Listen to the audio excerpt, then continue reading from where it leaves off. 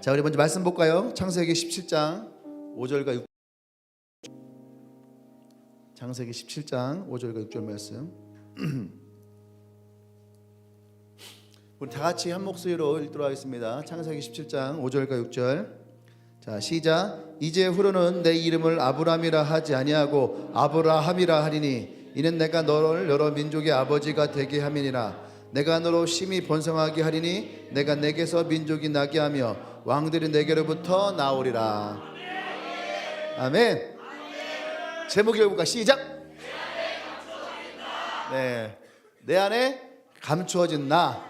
네, 따라서 보이는 것이 전부가 아니다. 아멘.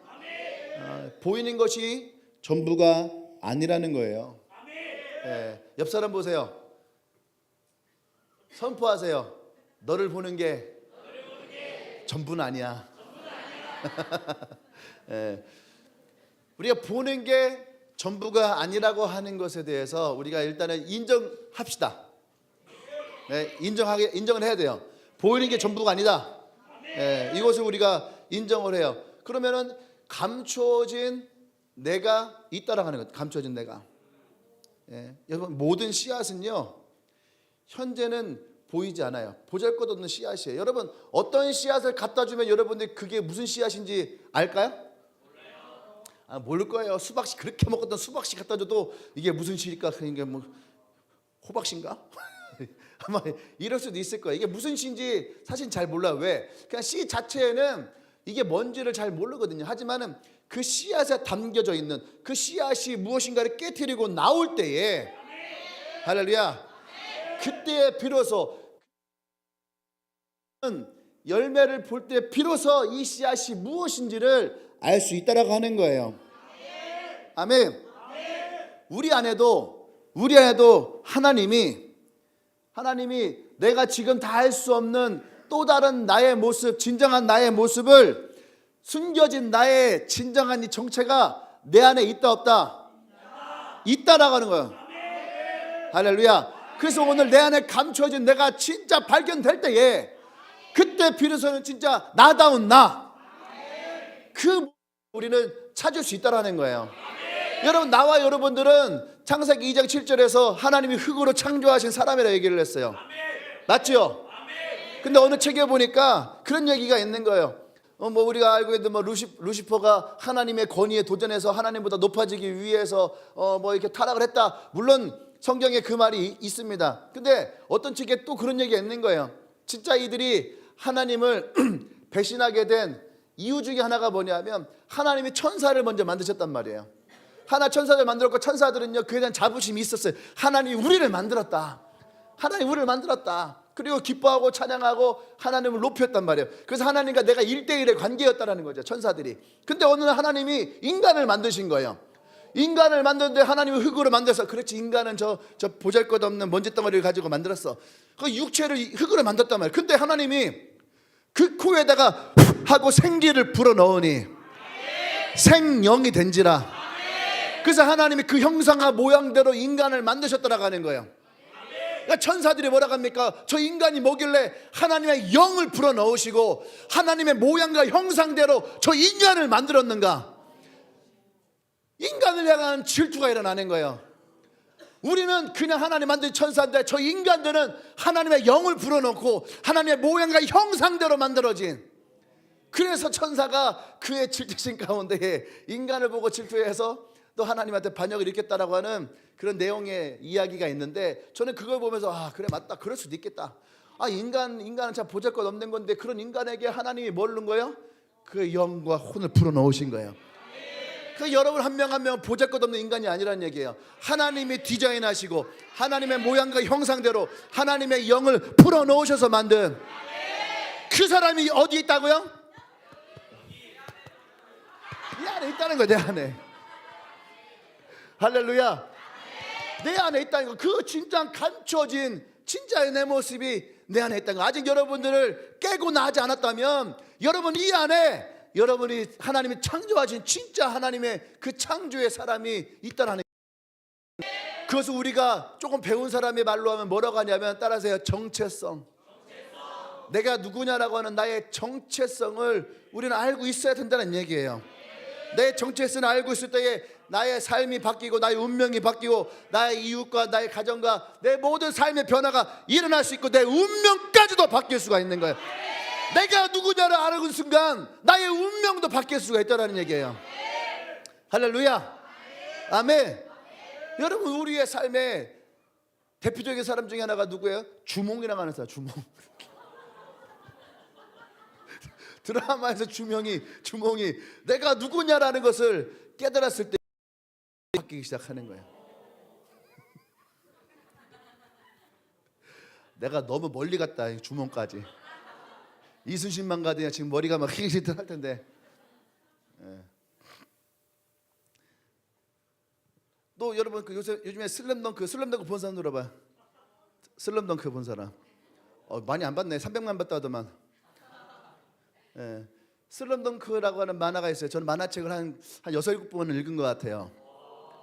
옛날부터 많이 봤던.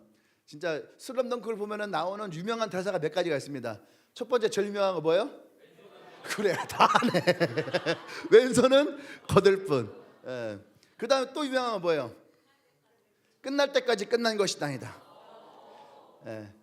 그게 요즘에 조금 변화돼서 그 말을 뭐라고 바꿨을까? 꺾이지 않는 마음. 뭐라고요? 꺾이지 않는 마음. 그 다음에 또 유명한 대사가 뭐냐면 리바운드를 지배하는 자가 경기를 지배한다. 멋있는 말들이죠. 근데 그런 말들 가운데에서 어떤 게 정체성이라고 하는 이 부분을 가지고 그 영화의 한 부분들을 본다면 그게 강백호라고 하는 아이예요. 강백호는 진짜 풋내기죠. 그래서 강백호는 풋내기 슛을 합니다. 풋내기 슛. 뭐예요? 자유투를 넣을 때 강백호는 이렇게 집어던져요. 이렇게. 물론 NBA에 진짜 이렇게 던지는 선수가 있었지만 그걸 아마 모티브로 해서 강백호의 자유투를 아마 이렇게 던지게 했을 거예요. 근데 이게 풋내기 슛. 풋내기 슛 또 하나 뭐예요? 점프해서 이렇게 런닝 슛 하는데 이것에 대해서도 이제 풋내기니까 잘 못 넣어요. 근데 그런 강백호에게 주어진 진짜 너의 임무가 무엇이냐? 가장 중요한 타이밍에 강백호를 빼요. 근데 그 하얀 머리 코치 감독 선생님이 있잖아요. 누가 그러더라고. 감독 선생님은 하는 게 없다고. 웃고. 원래 감독이 전략과 전술을 내야 되는데 하고 그냥 아무 말 하지 않고 선수들 불러서 송태석군은 이 코트를 지배할 수 있습니다. 정대만군, 당신의 땀방울의 노력을 기억하세요. 제치수군, 당신이 있어서 이 농구팀은 존재할 수가 있는 겁니다.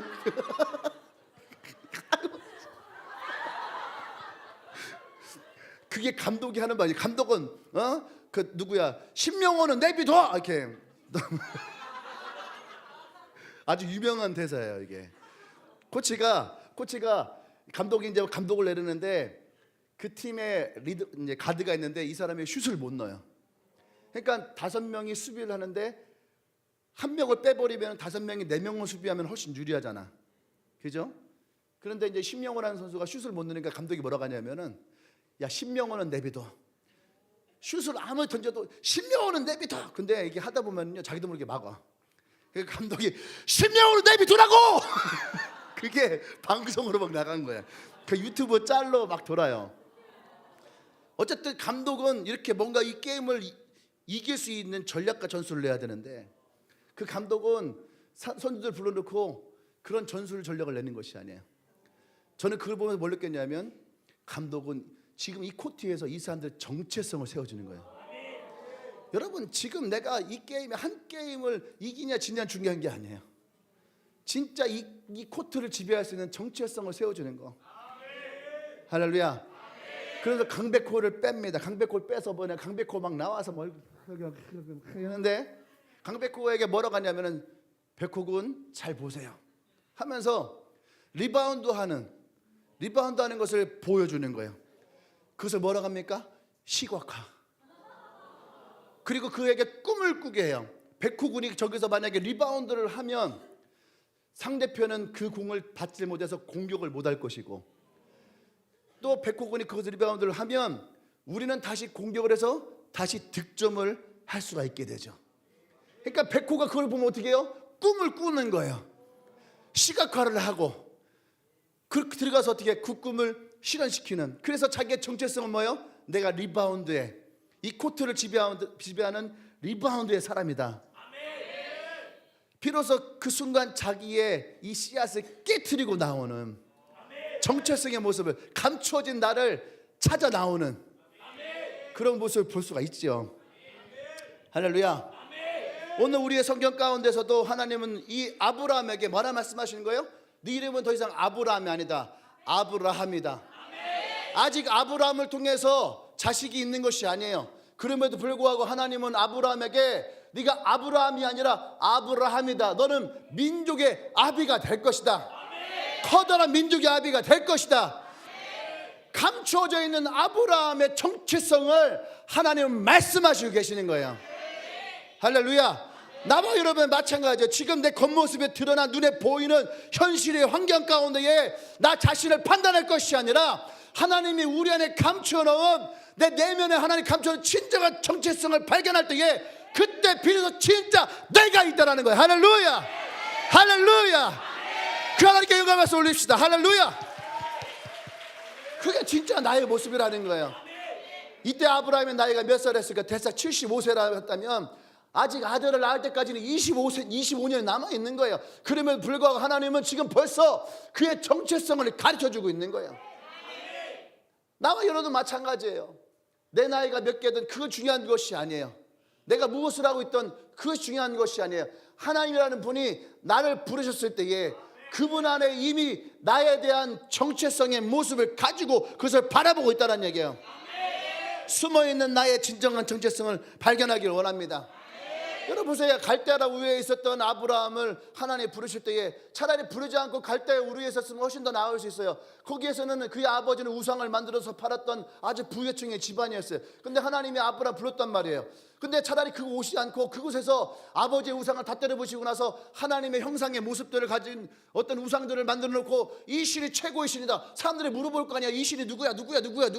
아브라함의 계시를 받은 하나님이라고 하는 신이다. 이 신이 모든 신들 중에 대장이다. 너희들 집집마다 다 이 하나님의 이 형상을 가지고 집에다 갖다 놓으면 너희들은 다 하나님 안에서 너희들은 다 축복을 받을 거야 했다면, 여러분 갈대아 우유의 그 땅에서부터 오히려 하나님이 더 높이, 또 아브라함은 거기에다가 아주 거대한 성전을 짓고 목사가 되어서 그 수많은 성도들에게 하나님의 복음을 전파했다면 여러분은 훨씬 더 쉽게 갈 수도 있었겠죠.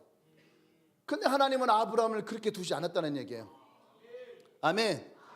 하나님은 아브라함을 향한 계획을 가지고 있었고, 그래서 아브라함 부를 때 하나님 뭐라 했어요? 내가 너를 복의 사람으로, 너를 만나는 자들마다 그 복이 흘러가게 될 것이다. 할렐루야. 그래서 아브라함이라고 하는 그 탈을 벗어버릴 때에 그 속에 있는 진실한 아브라함, 많은 민족의 조상이었던 아브라함이 그 안에 있다라고 하는 거예요. 아멘. 17장 15절과 16절 그 아래 가면 누가 나와요? 또 사레가 나와요. 사라의 이름도 바꿔주겠다는 거예요. 사레가 아니라 사라다. 사라의 이름을 더 이상 사레라 하지 않고 뭘 한다고? 사라라고 하겠다. 사라의 이름은 무엇입니까? 민족의 어머니라는 거예요. 그러니까 이 여자가 생각할 때라 웃긴 일이 지금도 사실 비웃고 있는 중이에요. 사라가. 그래서 왜 비웃고 있는 거예요? 내가 지금 여자로서의 이 삶이 떨어진 지가 언제고, 내가 애를 못 낳은 지가 지금 몇 년인데, 지금 내 나이가 몇 개인데 지금 내가 민족의 어머니가 돼 웃기는 소리 하고 있네 하고 있을 때였어요. 그럼에도 불구하고 하나님은 그거와 상관없이 너의 이름은 사례가 아니고 앞으로 사라다. 사라다는 과외 사라자가 잘 말했는데 사라다. 이제 여러분들은 알 거예요. 아, 사라 이름이 민족의 어머니다라고 하는 것이 사라다를 볼 때마다 생각나게 될 거야. 내가 강사를 했어도 잘했을 것 같은데, 내가 볼 때 1타 강사 최초일보다는 내가 훨씬 더 잘할 수 있어. 이게 뭐야 이게. 1타 강사 최초일보다. 어쨌든 사라의 이름을 뭐로 바뀌었다? 사라다로 바뀌었는데 사라 이름이 민족의 어머니라는 거. 민족의 어머니. 그 민족의 어머니, 그의 정체성을 하나님은 이름을 통해서 바꿔 주셨다라고 하는 거예요. 아멘. 1979년도 베네수엘라에 세계 최초로 지능개발 장관이라고 하는 장관이 생겼어요. 지능개발 장관. 근데 이 장관의 초대 장관이 누구냐면 루이 알베르토 마케도 알베르토 마케도라는 사람인데, 이분이 아주 멋있는 말을 했어요. 자기는 아동 천재라는 말을 믿지 않는다. 모든 아이들은 나면서부터 천재가 될 기질이 든 아이다. 그렇게 얘기를 했어요. 예?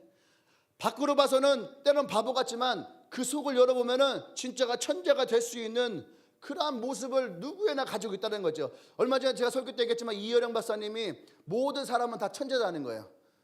근데 우리가 이 땅 가운데 천재가 되지 못하는 딱 하나예요. 왜? 한 방향으로만 뛰니까. 한 방향으로 뛰니까 1등부터 360등이 존재할 수 있다는 거예요. 하지만 인생을 놓고 보면 360도의 방향 가운데에 360명이 각각의 자기가 가장 잘하는 하나님이 주신 은사대로 살아간다면 모두가 다 천재로서 1등을 할 수 있다는 거예요.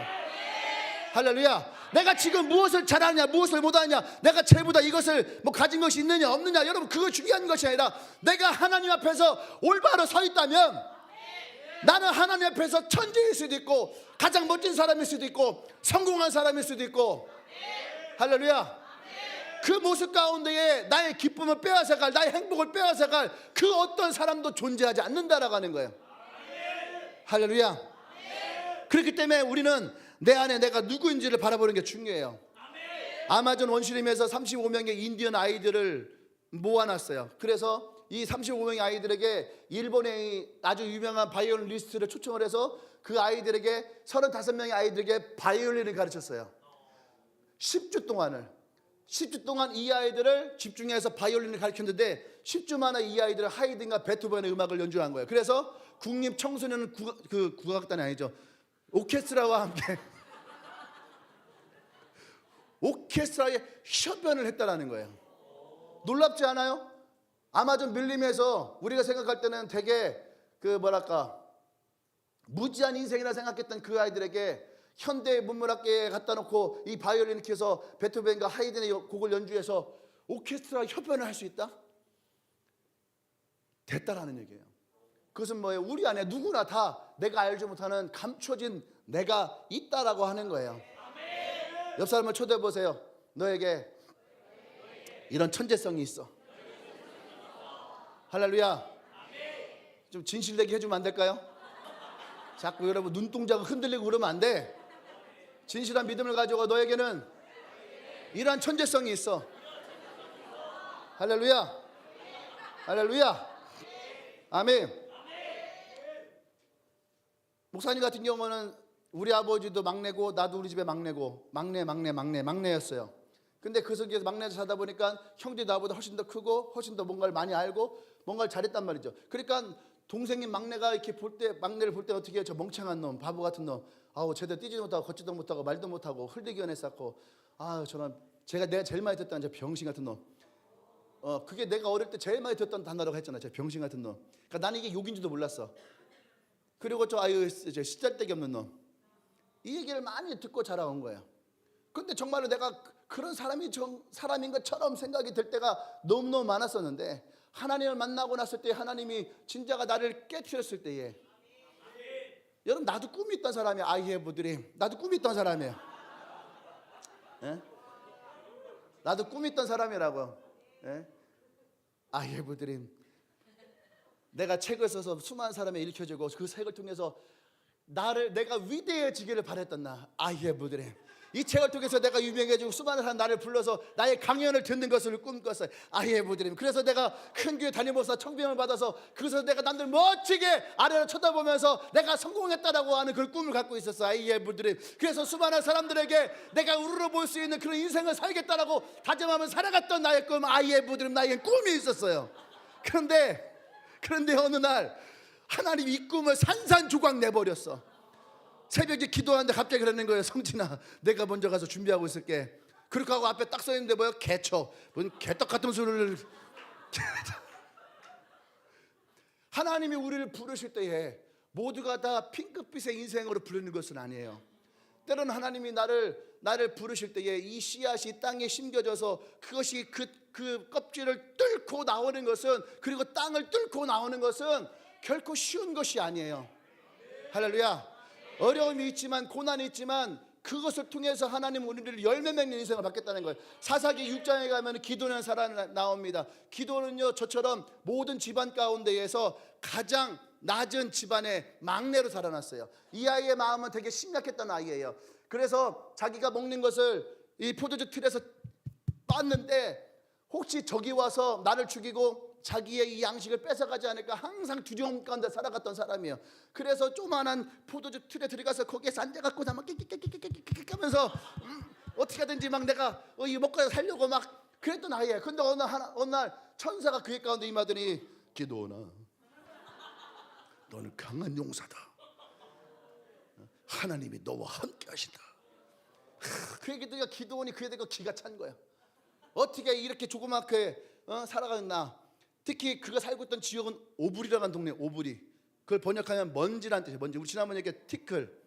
그러니까 진짜 보잘것없는 시골이에요. 지금 우리는요, 대전의 가양동에 170-1번지 살고 있는 우리지만, 보잘것없는 우리지만 하나님이 그런 우리를 어떻게 들으실지 알 수 없는 거예요. 하나님이 기도원을 들어쓰셔서 이스라엘을 적으로부터 구원하시는 하나님의 놀라운 역사가 일어났다는 것을 기억하십시오.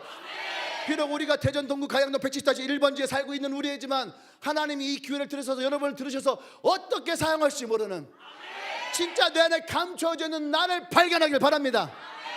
할렐루야. 이 기도의 300용사와 같이 나도 여러분들의 300용사가 발견되어지기를 원해요. 아멘. 아멘. 또 여러분, 성경에 보면요, 또 하나의 막내가 있어요. 재벌집 막내 아들 다윗이 있었어요.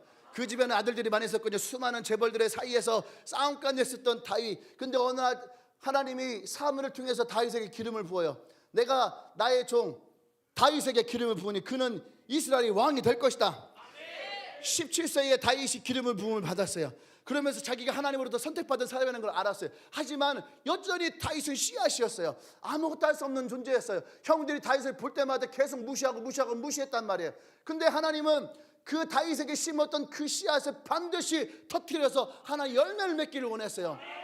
다윗이 이스라엘의 그 기름 부음 받은 왕이 될 때까지 몇 년의 시간이 걸렸을까? 13년이 걸렸어요. 13년이 걸려서 유대의 왕이 됐고, 다시 7년이 지나서 이스라엘의 왕이 되었어요.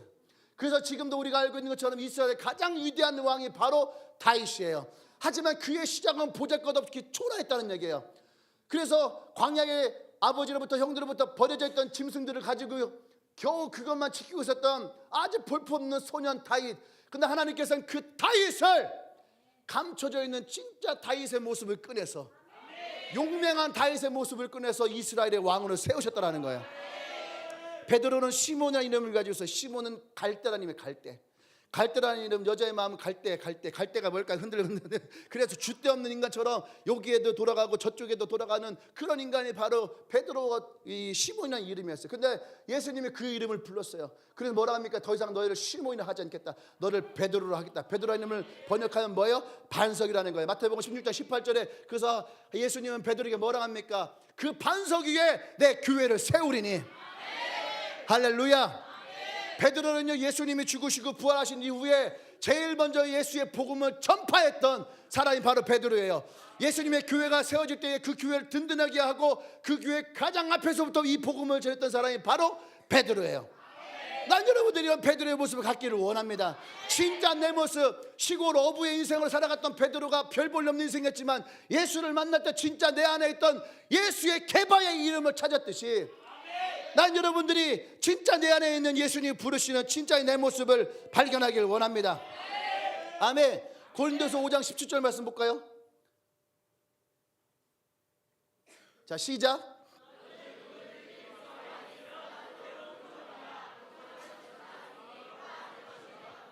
아멘. 누구든지 그리스도 안에 있으면 새로운 피조물이라. 이전 것이 지나갔으니 보라 새 것이 되었도다. 이것은 예수님이 2000년 전에 우리에게 하셨던 말씀이에요. 그러니까 예수님의 씨앗은 뭡니까? 2000년 전에 이미 이전 것이 지나갔어요. 그 안에 예수님의 새로운 씨앗을 심어 넣었다는 얘기예요. 할렐루야. 나와 여러분들은 오늘 새로워지기 위해서 노력하는 것이 아니라 새로워진 나를 인정하고 받아들이는 것이 중요한 거야.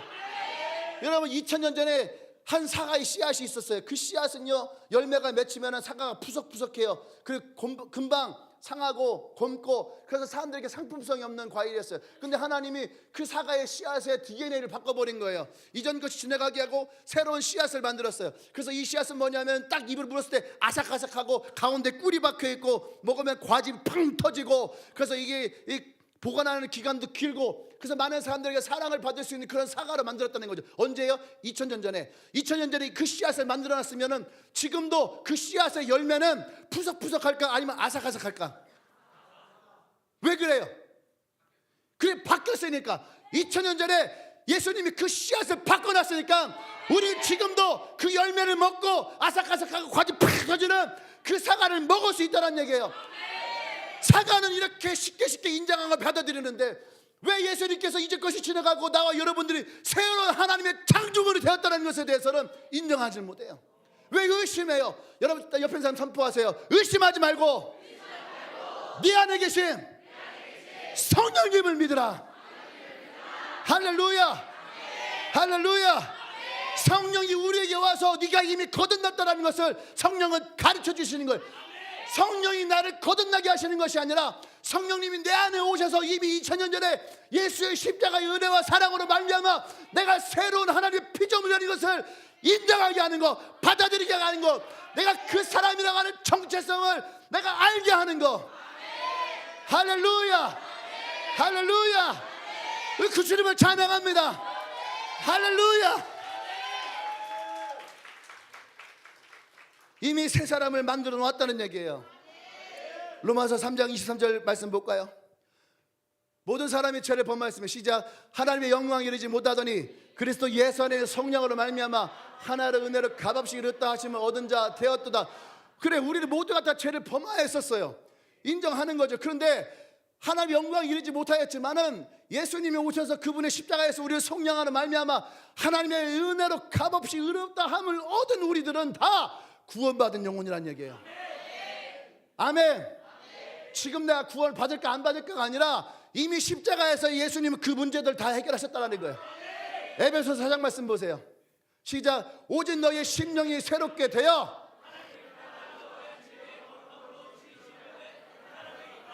아멘.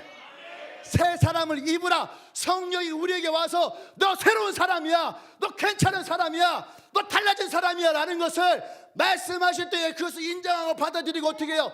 주님이 우리에게 주시는 의의 새로운 옷을 입으라는 거예요. 아멘. 내가 완전히 새롭게 바뀌어지는 것이 아니라 이미 나는 그리스도 안에서 새로운 사람이에요. 그래서 우리는 새 옷을 입어야 하는 거예요. 그 사람에 맞게 새 옷을 입어. 이게 바로 정체성이에요. 아멘. 내 머리를 뜯어 고쳐 정체성 있는 것이 아니라 하나님이 이미 나를 새롭게 하셨고 하나님의 구원의 사람이라는 것을 내가 믿고 받아들일 때에, 그래서 그분에 맞는 걸받는 그 옷을 입을 때에, 여러분 잘 보세요. 누가복음에서 아버지의 사랑을 우리에게 보여주는 장면이 나와요. 탕자가 아버지의 재산 절반을 가지고 집을 떠났어요.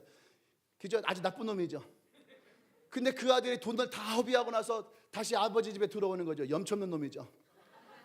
그죠? 그런데 그 아들이 그 아버지 집에 돌아올 때에 그 아버지가 뭐예요? 우리 하나님이잖아요. 근데 그 하나님 아버지가 우리에게 어떻게 하십니까? 어떻게 했어요? 제일 먼저 어떻게 해요? 일단은 안았어요. 하나님의 사랑을.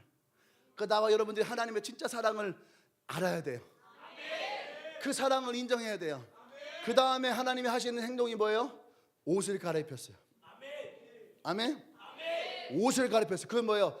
아들로서의 신분을 정확하게 정체성을 가르쳐주기 위해서 옷을 갈아입히고, 그 다음에 어떻게 신발을 바꿔 신게 하고, 그 다음에 어떻게 해요? 그의 손에 반지를 끼워주죠. 아멘. 너는 상속자다라고 하는 반지를 끼워주는 거예요. 그것이 하나님이 우리를 향하는, 아버지가 아들을 향한 사랑의 모습이라는 거. 아무리 우리가 시험을 나갔다 할지라도 나와 여러분들은 그의 아들인 것은 바뀌지 않는 진실이고 진리라는 거야. 아멘. 여러분들이 1년 동안 집 나갔다 할지라도 여러분은 여러분 부모님에게 있어서 어떠해요? 아들이고 딸이에요. 나쁜 놈이고 못된 놈이고 근데 할지라도 그래도 어떻게 해요? 하나님의 자녀고 여러분 부모님의 자녀라고 하는 거예요. 이것이 바뀌는 것이 아니라는 거예요. 우리는 그 옛사람의 옷을 벗어버리고 하나님의 의의 옷으로, 하나님의 사랑의 옷으로 갈아입어야 됩니다. 아멘. 그래서 예수님이 2000년 전에 십자가에서 우리에게 행해놓으신 7가지 보혈의 의미가 있잖아요. 여러분 이것을 우리는 항상 기억할 수 있어야 돼요. 7가지의 보혈을 가지고 나의 삶에 적용할 수 있어야 돼요. 아멘. 예수님이 이 우리의 이마에서 피를 흘림을 말미암아 나와 여러분들이 이 노동의 삶 가운데 매여 있던 올무로부터 우리를 자유케 하시는 것을 선포하십시오. 우리의 손에, 우리의 발에, 우리의 옆구리에, 우리의 얼굴에 예수의 보혈이 부어짐으로 말미암아 나와 여러분을 자유케 하시는 거죠. 누가복음 4장 18절 19절 예수님이 성령이 그에게 임하였을 때 제일 먼저 뭐라 했어요? 가난한 자들에게 복음을 전파하고 포로된 자를 자유케 하고 눈먼 자들 다시 보게 하고 눌린 자들 일으켜 세우는 그 복음이야말로 진짜 하나님의 백성의 잃어버린 정체성을 찾아주는 너는 나의 것이다. 내가 너를 지명하였나니 너는 내 것이라. 넌 나의 아들이고 나의 딸이라고 하는 하나님의 진정한 사랑, 그 사랑이 내 안에 여러분 안에 있어야 되는 거예요. 그것은 이미 2000년 전에 우리 가운데 임하여진 거예요. 죄와 사망과 권세로부터 우리를 구원하시는, 그래서 나와 여러분들에게 주신 하나님의 축복과 은혜와 사랑으로 채워주시는 진정한 우리의 정체성을 발견한다는 것, 그것은 그리스도인에게 굉장히 중요한 거예요. 아멘. 아브라함의 복은 우리에게 부어지게 돼 있어요. 우리가 이 정체성을 깨달을 때에 하나님은 그 아브라함의 축복을 우리에게 주시겠다라고 갈라디아서 우리에게 말씀하고 있는 거예요. 아멘. 요한복음 14장 1절 3절 말씀 볼까요? 시작.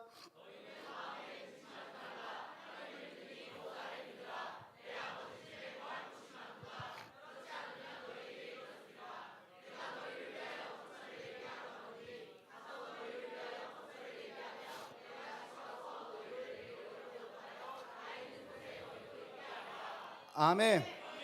여러분 우리가 예수를 믿으면서 가장 많은 고민 중에 하나가 뭐냐면 내가 과연 구원받았을까? 그리고 내가 과연 천국에 갈 것인가? 라고 하는 수많은 사람들이 고민해. 그러니까 이단에 빠지는 거, 구원파에 빠지고 신천지에 빠지고. 여러분 우리가 진짜 하나님의 자녀라고 하는 이 정체성이 분명하면 우리 그 고민 안 해야 돼. 왜? 예수님이 말씀하잖아요. 내가 너희를 위해서 먼저 가서 그 거처를 준비했다. 지금 내가 살고 있는 집이 8평짜리 원룸밖에 되지 않다 할지라도 하늘나라의 주님께서 나를 위한 하나님이 집을 예배해 놓으셨다라고 하는 거예요. 아멘. 왜? 내가 하나님의 자녀니까. 그래서 예수님은 나를 향한 하나님의 집에, 하나님의 나라에 나의 집을 준비해 놓으셨다라고 하는 거예요. 아멘. 여러분 우리는 최소한 예수 믿는 사람으로서 이 믿음을 가지고, 이 확신을 가지고 우리는 살아야 되는 거야. 언제까지 우리가 내가 구원 받았나 안 받았나 막 이거에 고민하며 살아갈 인생이 아니에요. 아멘. 여러분 우리 신앙 가운데 가장 잘못된 것 중에 하나가 이거에 대한 시험을 던져놓는 거예요. 너 구원받았습니까? 당신은 구원받았습니까? 너가 이 죄 때문에 구원받았습니까? 왜 우리가 그걸 가지고 우리를 체크하고 지적하고 그래? 이미 예수님은 십자가에서 나의 죄들 감당하셨다고. 테텔레스타이, 예수님이 다 이루었다. 뭘 다 이루었어요? 우리 안에 있던 죄에 대해서 내가 그 죄를 다 사면했다. 너는 더 이상 무죄다. 너는 더 이상 묶여있을 필요가 없다. 하나님의 관계를 모두 다 회복했다. 네가 양의 눈과 같이 너는 하얘졌다라고 하는 것을 누가 얘기했어요? 예수님이 얘기하신 거예요. 예수님이 이미 우리에게 십자가에서 얘기하셨어요. 그리고 그것을 다 이루셨다 하고 주님은 그 삶을 마감하셨어요. 그 십자가에서 마지막 우리를 향한 하나님의 구원의 계획을 이루셨다라고 하는 거예요. 할렐루야. 그럼 예수 믿는 사람들에게 있어서 여러분 구원은 당연한 거예요. 아멘. 구원은 당연한 거예요. 근데 그거 가지고 우리가 고민하고 갈등하고 싸우고, 여러분 그 시간에 우리는 진짜 나를 향한 하나님의 사랑을 바라볼 수 있어야지 돼요. 아멘. 진짜 우리의 참모습을 깨달아야 돼. 예수 그리스도 안에서, 그 십자가 안에서 나의 정체성, 그리고 하나님이 나를 향한 가능성을 깨달아야 돼. 그냥 오늘 내가 이 모습으로 살 때 죽는 인생이 아니에요. 그죠? 얼마나 비참해. 여러분 보세요. 핸드폰 꺼내봐봐. 핸드폰 꺼내서 여러분 얼굴 봐봐요. 카메라를 보든지 한번 봐봐. 여러분 얼굴 봐봐. 지금 여러분의 이 모습을 보고 이 현실 200만 원짜리 300만 원짜리 물론 생얼도 있겠지만 생얼과 상관없이 여러분 이 모습을 보면서 여러분 이것이 다라고 여겨진다면 끝이야. 이 모습이 다라고 여겨지는 순간 끝난 거예요. 예수님 안에서 우리는 이것이 다가 아니라는 거야. 아멘. 하나님은 나와 여러분을 향한 무한한 가능성을 열어놓았어요. 내 눈에 지금 아무것도 보이지 않고 내 귀에 아무것도 들리지 않고 내 손에 아무것도 잡히지 않아도 조용규 목사가 항상 얘기하는 것처럼 그런다 할지라도 우리는 어떻게 해요? 예수님을 믿음으로 예수님을 신뢰함으로 이것이 있어야지 베드로전서 2장 9절이 완성되는 거야.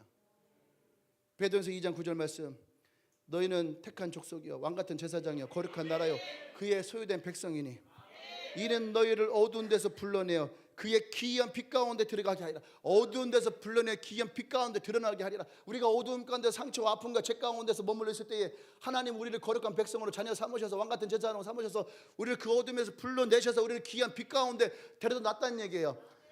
그러니까 어떻게 해요? 이 어둠 가운데 있을 때는 내가 그런 인생 같았는데 빛 가운데 나오니까 그렇지 않다는 거야. 아 이게 내 삶이구나 라고 하는 이 아름다운 이 기쁨을 가지고 어떻게 해요? 그 아름다운 기쁨을 가지고 전하는 자들이 되라는 얘기예요.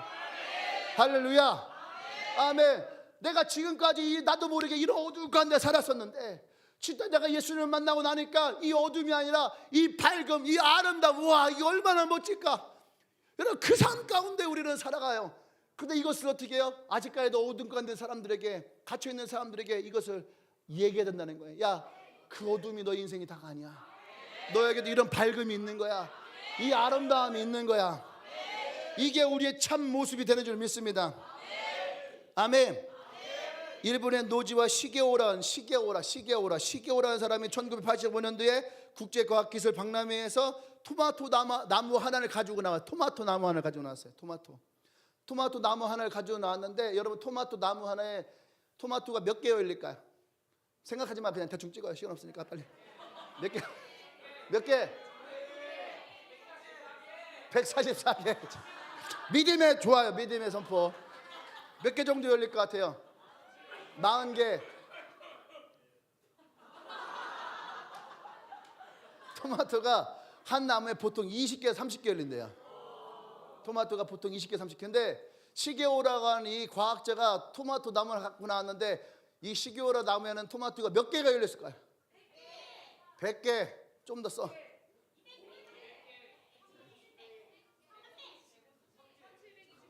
1728개. 와 믿음의 선포 좋았어요. 근데 그거보다 좀 더 많아요. 몇 개? 3000개. 또 5000개. 경매하는 거야? 갑자기 5000개. 또 누가 해서 10,000개? 10,000개? 야 그 토마토 하나 10,000개 열리겠냐? 생각하고 얘기를 해야지. 10,000개 열리겠냐고. 이렇게 다 비웃었잖아. 토마토 나무 10,000개가 열리겠냐고. 12,000개가 열렸어요. 할렐루야. 토마토 나무 하나에 다른 나무에는 20개 30개 열렸는데 얘는 12,000개 걸린 거예요. 발칵 뒤집혔어. 이거 아주 유명한 얘기예요. 어떻게 12,000개 열렸느냐. 이 과학자 이야기한 게 뭐냐면 토마토가 열매를 맺기 위해서 뿌리가 흙 속으로 들어가는데 이 흙과의 싸움이 일어나는 거예요. 그래서 열매를 맺어야 될 에너지와 양분이 다 어디로 가는 거야? 뿌리로 가는 거야. 뿌리로 가서 이 흙과의 싸우느냐고. 기에서 30개밖에 토마토 열리지 않는 거예요. 그래서 이 과학자가 그 뿌리를 뽑아내서 흙과의 전쟁을 종료시켜버리고 그것을 물에다가 놔버린 거예요. 물에다가. 그래서 이 나무가 더 이상 뿌리가 흙과 싸우지 않게 물에다가 앞으로 놓으니까 이 토마토 열매가 12,000개가 열리더라는 거예요. 할렐루야. 내가 이것을 보면 두 가지를 생각을 했어요. 첫 번째는 뭐냐 하면 하나님의 우리를 흙으로 만들었잖아. 그러니까 우리는요 끊임없이 육체 가운데에서 이 흙과의 전쟁을 치르고 있는 거예요. 네 얼굴이 크냐, 내 코가 높냐, 눈이 작냐, 크냐, 입이 크냐, 작냐, 네가 키가 크냐, 작냐. 왜 끝까지 우리는 외모, 무엇을 먹냐, 무엇을 마실 것이냐, 배가 나았냐, 들어갔느냐, 키가 크냐, 이런 육체적 우리 인생을 살아가니까 진짜 내 삶 가운데서 영적인 열매를 맺어야 될 것들을 맺질 못한다는 거야. 야, 너무 놀랍.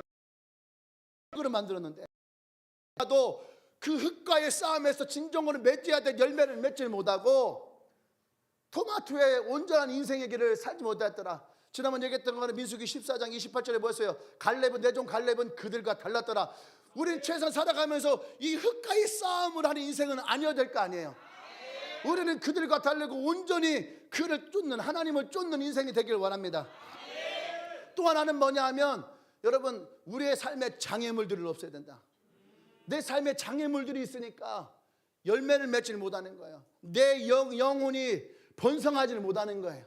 그러니까 이 장애물들 앞에서 우리는 계속 부딪히고 월급이 얼마냐, 직장은 어디를 다니냐, 뭔 어떠냐, 집은 얼만큼이냐, 이 싸움 가운데에서 우리는 살아가고 있는 거야. 이런 사람들은 다 외국 한 번씩 보냈다 와야 돼. 아프가니스탄, 파키스탄, 방글라데시 뭐 이런 데를 보내갖고 이 대한민국 지금 여러분 살고 있는 집이 얼마나 좋은 집인지, 내가 먹고 있는 것이 얼마나 좋은 것인지, 내가 누리고 있는 이 혜택이 얼마나 좋은 것인지 뼈저리게 해줘야 돼. 며칠을 보내야 될까 고민해봤는데 기다다 보니까 100일을 보내라. 왜 100일을 보내야지? 인간되니까. 100일을 내보내야 되겠다. 일본 갔다 오면요, 내가 일본 갔다 오면서 얼마나 많이 반성했는지 몰라.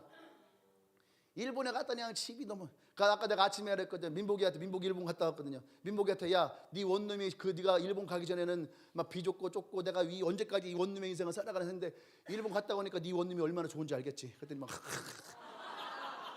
너의 냉장고 안에 들어있는 이 부식들이 얼마나 소중한지 알겠지. 막 내가 일본 가고 일본에서 제일 맛있게 먹었는 게 뭐라고? 아니, 타코야끼는 그거 아니고 라면. 여기서는 라면 잘 끓여 먹지도 않는 건데 거기서 라면 하나 먹고 울었다니까. 너무 맛있다. 씨. 영국 가서도 마찬가지야. 영국 가서도 왜 이렇게 음식이 맛없네. 영국 갔는데 뭐 이루 말할 수 없는, 집은 막 너무 좁고 막 음식도 별로고, 막 지하철 타고 가는데, 지하철 여러분 생각해보면 우리나라 지하철 진짜 좋은, 우리나라 지하철은요 딱 가잖아, 이래 우리나라 지하철은. 근데 거기는요, 런던 지하철은 딱 가다 갑자기 이래, 진짜 그지만 하나도 안 하고 얼마나 놀랐는지 몰라. 이러면 말을 할 수도 없고 귀를 막아야 되는, 그렇게 시끄러. 아니, 그 나라의 수도의 지하철인데, 근데 런던 사람들은 아무렇잖아. 우리만 갑자기 막 하니까 막 놀래갖고 막. 우리 신원 리더와 그 다음에 누가 문상교, 우리 차 태워보고 이제 차가 안 잡혀갖고 지하철 타고 오는데 그날 비가 왔거든요. 런던 수도에 있는 지하철이잖아. 그 지하철이 이제 우리나라 지하철 이렇게 각졌다면 걔네들은요 이렇게 해서 이렇게 돼 있어. 이렇게. 그러니까 문이 요렇게 해서 열리는 거야. 근데 거기 이렇게 서 있었는데 비가 오는데 비가 떨어지더래. 고여있던 게 떨어지는 것이 아니라 비가 오는데 그렇게 떨어지다는 거야. 어떻게 런던 수도에 있는 지하철에서 비가 그렇게 오냐고. 그러니까 대한민국 진짜 좋은 나라예요. 대한민국 헬 조선이 있다 이런 애들 다 내보내야 돼. 필리핀 가봐요. 우리가 하는 몬탈반, 선교하는 몬탈반 가봐요. 요만한 원룸 같은데 약간 7명, 8명 살고 있어. 그러면서 그들은 얼굴을 찌푸리지 않아요. 모두가 힘들잖아요. 얼마나 행복하고 기쁘고 즐겁게 살아가는지 몰라요. 여러분, 내가 왜 이기겠나? 장애물을 제거해라. 여러분 앞에 놓여있는 부정적인 장애물들을 제거해야 돼요. 아멘. 그래서 어떻게 하면 우리의 정체성을 우리가 잘 자라나게 할 것이냐? 첫 번째는 뭐냐? 우리의 정체성을 생각에서부터 먼저 발견해야지 돼. 나의 생각에서부터 우리를 자라나게 해야지 돼요. 아멘. 옛날 생각을 버려야지 돼. 못한다, 안 된다, 할 수 없다, 부정적이고 파괴적이고 절망적인 생각을 버려야지 돼. 우리 종규 목사님이 항상 얘기할 말씀, 할 수 있다, 하면 된다, 해보자. 긍정적이고 적극적이고 창조적인 생각과 올바른 정체성을 가지고 나가야 돼. 여러분, 이것은 너무너무 대단한 거예요. 내가 엊그저께 부천 가기 전에 책을 샀어요. 알라딘의 중고책을. 세상에 기독교 서적인데 뭐 700원, 900원 하는 거예요. 그러니까 조윤규 목사님 이름 쳐갖고선 조윤규 목사님 책을 조윤규 목사님 책 다 샀어.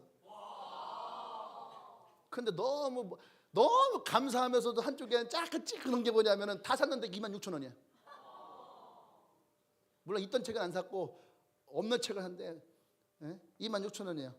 너무 감사하긴 했는데 근데 너무 내용에 들어있는 그 진리를 어떻게 이게 26,000원에 담길 수 있을까?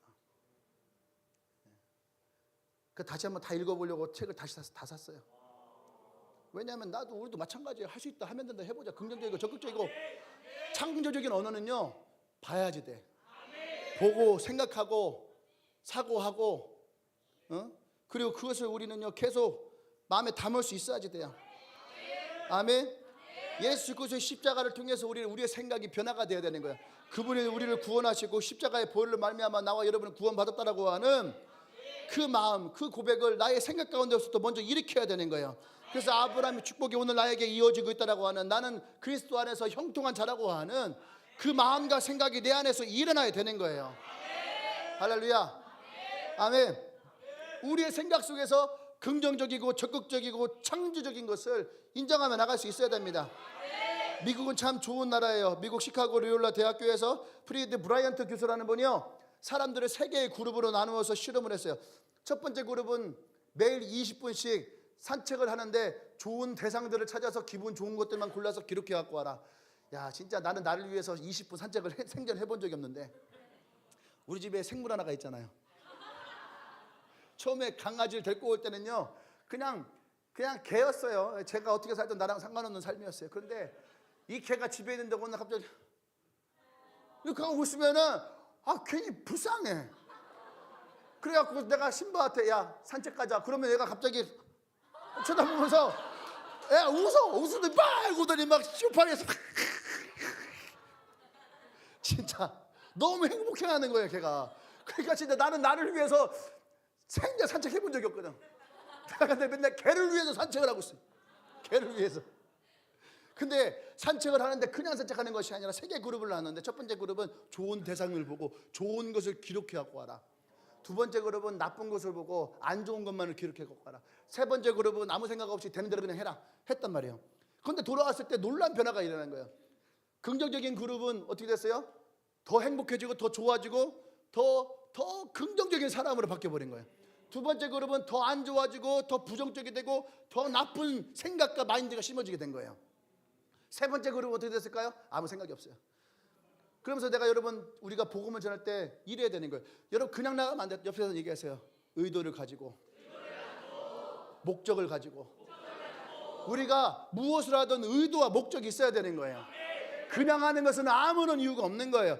여러분 지나가는데 어떤 사람이 내게 말을 걸어, 어머 얼굴이 굉장히 빛나시네요, 밝으시네요, 너무 좋아 보이는 것 같아요, 피부가 엄청 좋으신 것 같아요. 그런데 그냥 그 피부 드는 것보다 좀 더 아름답게 좋게 할 수 있는 방법이 있어요. 뭐 하는 사람일까? 그렇지, 화장품 바르는 사람이에요. 의도를 가지고 목적을 가지고 오는 것처럼 우리가 복음을 전할 때도 물론 이렇게 하는 건 아니지만 진짜 그 영혼을 향해서, 그 심령을 향해서 우리가 다가설 수 있어야 되는 거예요. 아멘. 하나님의 마음을 가지고 다가설 수 있어야 되는 거예요. 그냥 전도지 가지고 아무 생각 없이 나가자 하고 나가고 그냥 지나간 사람 전도 주는 거, 여러분 1년 내내 해도 그게는 아무런 영향이 없어요. 진짜 내 마음 안에 예수님의 사랑을 담고 나눌 때에 그때 영향이 있는 거야. 내 영도 살아나는 거예요. 아멘. 두 번째 정체성은요, 우리의 꿈에서 자라나게 됩니다. 우리의 소원과 꿈을 올바르게 바라볼 수 있어야 돼요. 여러분 이것을 뭐라고 합니까? 조인규 목사님은 바라봄의 원칙이다, 바라봄의 법칙이다 얘기를 해요. 아브라함에게, 야곱에게, 요셉에게 하나님이 계속 말씀하셨던 건 뭐냐면, 내가 널 축복하는데 이것을 네가 바라봐라. 꿈을 꾸고 바라봐라. 바라봄의 법칙을 통해서 우리 안에 이 정체성을 발견하는 거. 너는 하늘 별과 같이 바다 모래가 같이 내가 너희 민족을 이렇게 번성케 할 이 꿈을 꾸어라. 근데 여러분 놀라운 원칙이 있어요. 사람이 육체는요 잠을 잘 때 성장하게 돼 있어요. 근데 우리의 영혼은요 꿈을 꿀 때 성장하게 돼 있는 거예요. 이게 놀라운 원칙이에요. 하나님이 우리를 만드실 때에 사람의 몸은 잠을 자면서 성장하게 돼 있고 사람의 영혼은요 꿈을 꾸면서 성장하게 돼 있는 거예요. 그러니까 나와 여러분들 꿈을 꿀 수 있는 사람이 돼야 되는 거예요. 그래야지 내 영혼이 성장하는 것이지, 꿈을 잃어버리고 현실 가운데 갇혀버리면 세상에 갇힌 인생이 되어버리는 거야. 더 이상 꿈이 없어요. 퍼득이면서 힘들어. 항상 힘들어.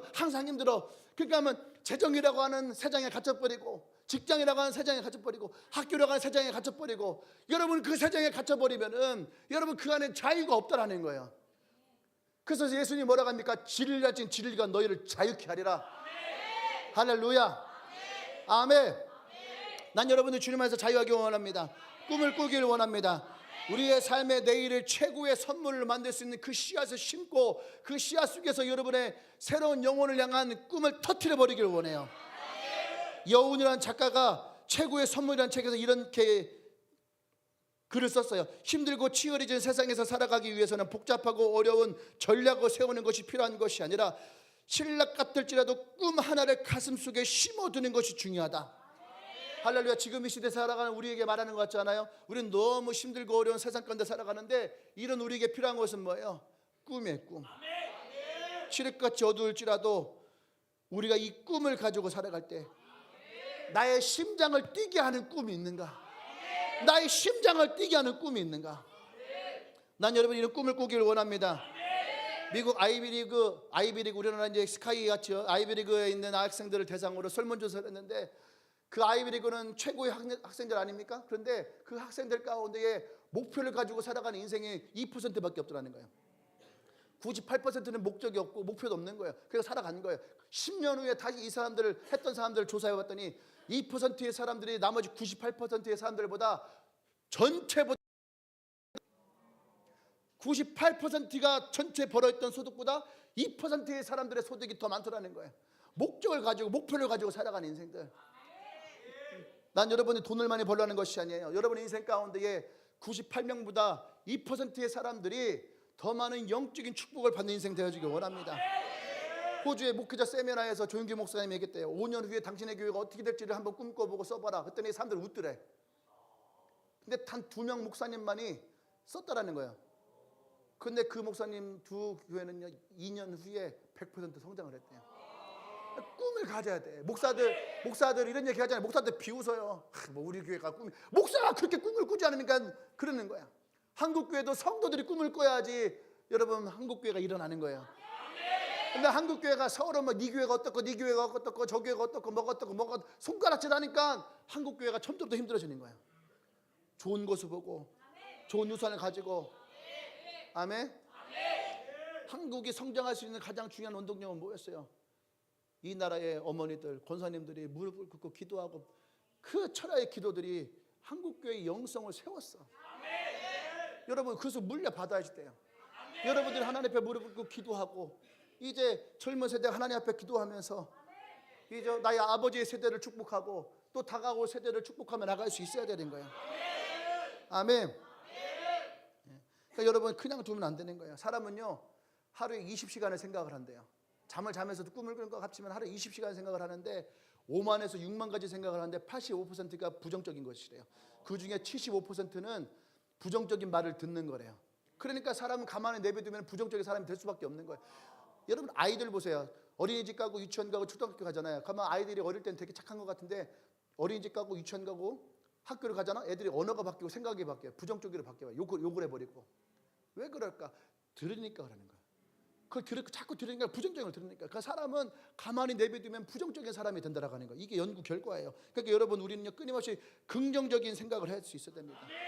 긍정적이고 적극적인 생각을 할 수 있어야 돼요. 긍정적이고 적극적이고 창조적인 생각을 할 수 있어야 돼요. 그런데 이것이 다 심어져 있는 것은 뭐예요? 하나님의 말씀이에요. 우리가 말씀 바라보면서 이 마음을 품어야 돼요. 성경을 보세요. 하나님은 이스라엘 백성들 가운데 계속 긍정적인 말씀하시는 거예요. 내가 너희를 구원할 것이고 내가 너희를 이끌 것이고 내가 너희를 축복할 것이고 내가 너희를 그 고통 가운데 끄집어낼 것이고 내가 너희를 다시 그것으로 가게 할 것이고 내가 그곳에서 너희들 가운데 새로운 삶을 살게 할 것이고. 할렐루야. 하나님의 마음을 우리 가운데 품기를 원합니다. 우리 속에 감춰진 진짜 하나님 내게 주신 이 정체성이 우리의 생각, 우리의 꿈, 우리의 소원, 우리의 언어, 우리의 태도를 통해서 변화되어지길 원해요. 아브라함이 됐듯이 사라가 되었듯이 우리가 하나님의 나를 부르신 인생 가운데에 복의 인생을 살아가길 원합니다. 아멘. 아멘. 하나님이 우리 속에 심어놓은 그 위대한 인생을 살아가길 원해요. 내가 갈대와 같이 세상의 소리 가운데 이리 끌어다니고 저리 끌어다니십니까? 여러분 기도하세요. 하나님 내가 베드로의 이름과 같이 반석과 같은 사람이 되어지길 원합니다. 내가 베드로가 되어지길 원합니다. 여러분 사울과 같이 비난하고 누구를 헛들고 죽이고 욕하고 살았습니까? 기도하세요. 내가 바울 같은 인생에 대해서 죽이는 인생이야 살리는 인생으로 바뀌어지길 원합니다. 할렐루야. 우리가 그런 꿈을 꾸며 나가기를 원해요. 하나님의 꿈을 꾸며 나가기를 원합니다. 기적을 품고 사는 우리가 되기를 원해요. 기적을 품고 사는 꿈꾸는 사람이 되기를 원해요. 진짜 내 안에 있는 하나님이 창조하신 진짜 내 모습을 발견하는 나와 여러분 되기를 원합니다. 할렐루야, 할렐루야. 여러분 조용히 눈을 감아보세요. 지금 여러분의 심장을 뛰게 하는 꿈이 있는가? 먹고 살기에 바빠서 아이를 키우느냐고, 돈을 버느냐고, 꿈을 잃어버리고 현실에 매여서 새장에 갇혀있는 새처럼 그냥 거기서만 퍼덕이고 살아가고 있진 않아요? 하나님은 오늘도 여러분들을 꿈꾸는 인생으로 만들기를 원해요. 하나님은 여러분들을 그 새장에서 꺼내어서 하나님은 여러분을 자유케 하기를 원해요. 하나님의 꿈 가운데 나가십시오. 하나님 우리가 허락하신 하나님의 꿈을 꾸세요. 하나님이 여러분들을 새롭게 하실 것입니다. 하나님이 여러분들을 새롭게 하실 거예요. 아멘. 내 안에 감춰져 있는 진짜 나를 찾는 나와 여러분 되기를 원해요. 이 시간 우리 함께 기도할 때에 우리가 꿈을 꾸기를 원합니다. 내가 위대한 꿈을 꾸기를 원합니다. 아브라함 같은 꿈을 꾸기를 원합니다. 베드로 같은 꿈을 꾸기를 원합니다. 사울과 같은 꿈을 꾸기 원합니다. 하나님 내 삶을 축복하여 주시옵소서. 꿈꾸는 자가 되게 하여 주시옵소서. 주의 외쳐 기도합니다. 주여.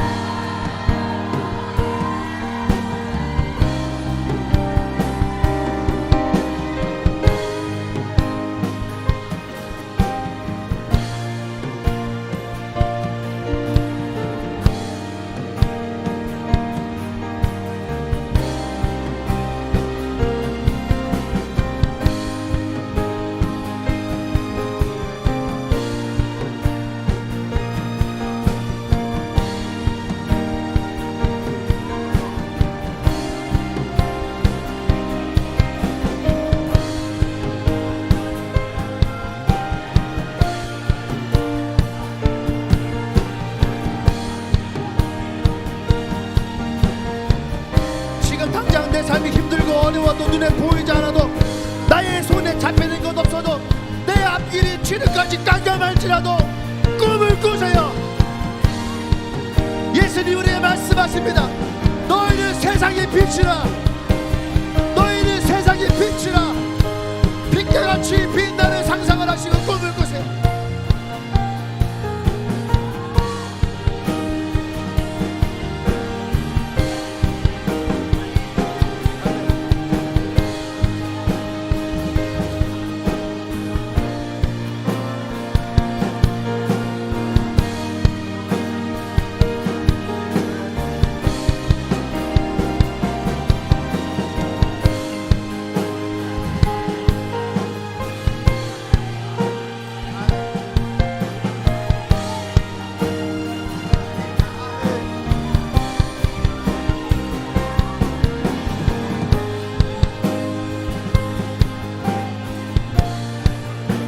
할렐루야. 여러분을 꿈꾸신 것을 바라보세요. 그리고 여러분 그것을 시각화를 하세요. 하나님이 바라보의 원칙 가운데에 하나님이 그 바라보는 대로 우리에게 이루실 것을 선포하세요. 하나님이 들으신 대로 우리 가운데 역사하시겠다라고 말씀하셨어요. 오늘 그 믿음을 선포하길 바랍니다. 오늘 그 말씀을 선포하길 원합니다. 하나님 내가 꿈꾸고 바라보는 대로 주여 주의 말씀 안에서 이루어지게 하여 주시옵소서. 할렐루야. 기도합니다.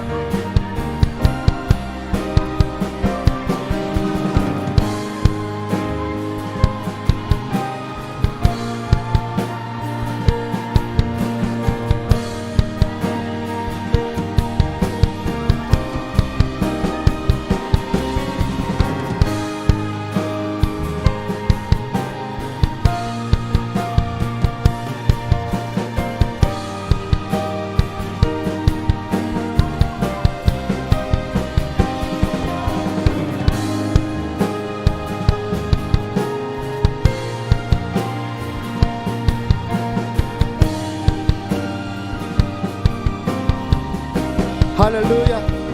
여러분 두 손을 가슴에 얹으세요. 손을 가슴에 얹으세요. 우리 속에 감추인 위대한 인물이 있어요. 여러분, 그 위대한 인물의 그 인생을 여러분은 찾아내세요.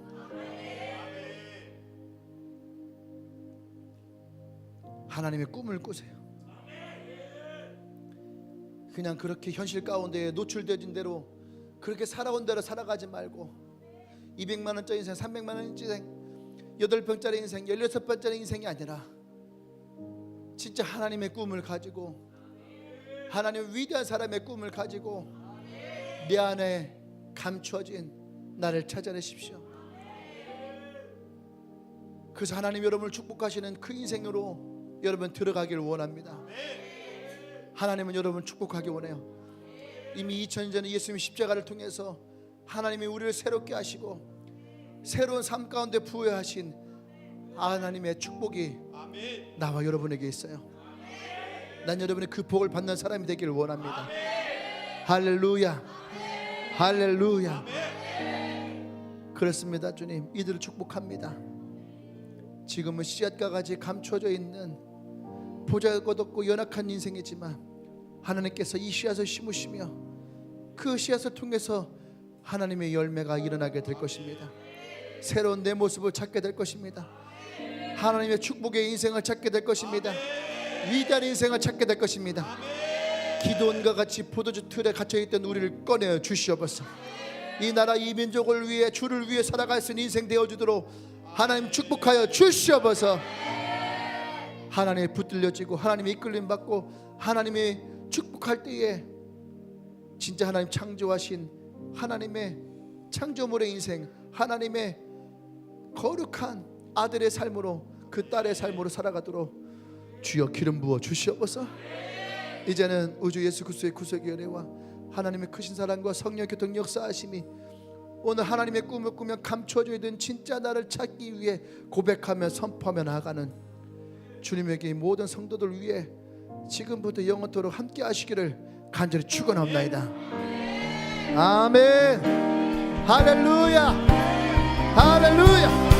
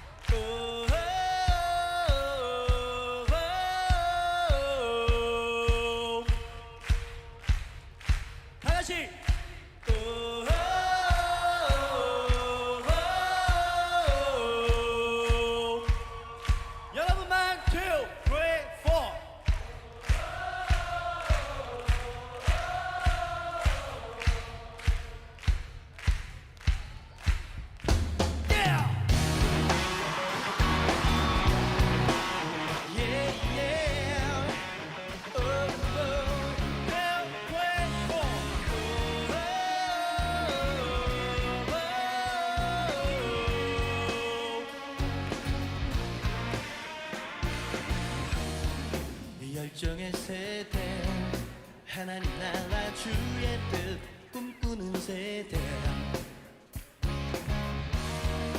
권능의 세대 복음으로 온 열방을 추수할 세대 주의 복음은 부끄러워하지 않으리 주여 우리를 보내주소서 주의 나라 비전님 세대 고난이 영원한 영광임을 믿는 세대 우리를 그린 네 기름 부은 삶 하나님의 꿈을 이루소서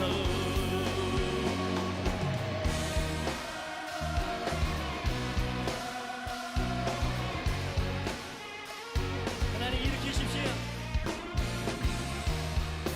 갈렙의 세대 믿음으로 이 도시를 점령할 세대 섬김의 세대 주님의 사랑 증거할 축복의 세대 어두운 세상 살리며 구별된 왕 같은 제사장